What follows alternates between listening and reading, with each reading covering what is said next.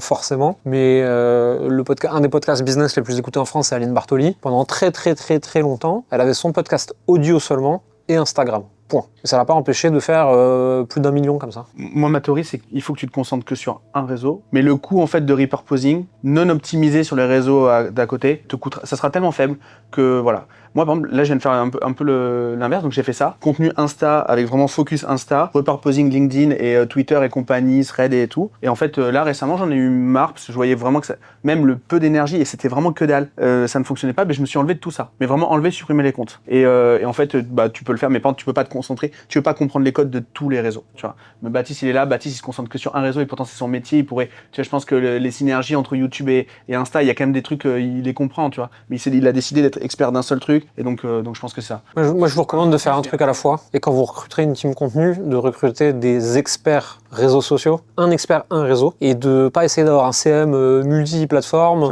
ou d'avoir un responsable contenu multiplateforme, etc. En fait, tant que vous n'avez pas une taille de boîte suffisante qui fait que c'est logique d'avoir 20 experts et un gérant au-dessus, en fait, vous avez 10 experts et c'est vous le gérant au-dessus, quoi. Le critère, de toute façon, c'est de pouvoir avoir de l'autorité sur le réseau que tu choisis, la découvrabilité, c'est pour ça que le podcast audio n'est jamais une bonne idée, et ensuite de pouvoir créer de la relation. Et c'est pour ça que le podcast audio n'est pas une bonne idée non plus. Mais la version YouTube du podcast c'est cool. Moi, j'ai lancé un podcast marketing Brain and Bullshit avec Xerius. C'est enregistré sur StreamYard, ça reste un équivalent de Google Meet, et c'est diffusé tel quel brut. La miniature, c'est un canevas complètement dégueulasse. Les 10 secondes de blanc début d'épisode, on les coupe pas, et je m'en fous. Et ça n'empêche pas que ça fait 300 à 1500 vues par épisode. C'est vraiment fait avec 3 bouts de ficelle, ce truc. Je nuance juste pour 5 € de plus que StreamYard, il y a ou 10 ou 15, mais il y a Riverside qui est vraiment bien parce que ça, moi je vis à la campagne, j'ai la connexion internet d'un campagnard c'est normal. Et donc en fait ça enregistre en local sur ton ordi, ça enregistre en local, donc en local sur la machine, sur le navigateur, chez ton invité. Ensuite ça merge dans le truc et donc ce qui est bien, c'est que tu as une piste avec ta caméra, une piste avec la caméra de l'invité et il y a un outil qui est pas mal pour monter tes réels. Donc en fait tu peux tout faire d'un coup là-dessus et donc StreamYard c'est vraiment trop bien pour live et ce que j'utilisais sur 90% des podcasts. J'avais Riverside et ensuite j'ai trouvé qu'il y a des problèmes de stabilité sur le flux pendant longtemps et ça m'a saoulé donc je me suis barré. Ok. Mais sinon je suis d'accord avec toi.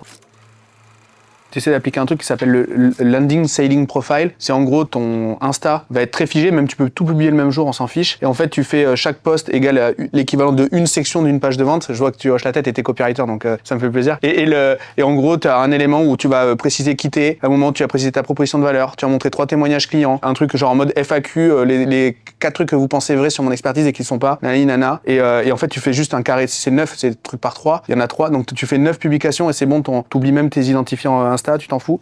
Tu y retournes plus jamais, tu publies plus jamais rien ou tu mets des stories. Et t'as tes 9 posts et tu dis c'est pas ma guerre quoi. Tu convertis tes textes en des carousels Instagram automatiquement avec Zapier, etc. Et ça te fait des carousels. Tu peux aussi transformer chaque post LinkedIn en carousel Instagram. Donc c'est pas la stratégie ultime pour se faire connaître, tu vois. Mais par contre, ça démonte ton autorité sur les gens qui vont sur la pub, qui tombent sur ton Instagram, ils tombent sur ton contenu, qui vont lire, qui vont être intéressés, etc. Tu vois.